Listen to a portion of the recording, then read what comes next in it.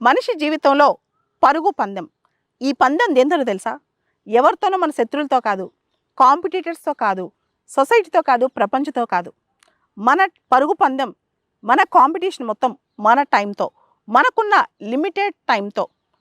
మన జీవితంలో ఏదో ఒక సంఘటన వల్లో, దేనివల్లో మనం కొన్ని లక్ష్యాలు పెట్టుకుని ఉంటాం.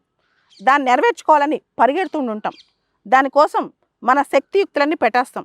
కొన్నిసార్లు ఎంత పెడతామంటే దాని మీద ప్రాణం పెడతాం. చివరికి ఆ రోజు ఇంకా ఎక్స్ట్రా పని చేయడానికి ఓపిక లేనంత కష్టపడుతుంటాం. ఒక విషయంలో ఒక స్టాండర్డ్ సెట్ చేస్తాం.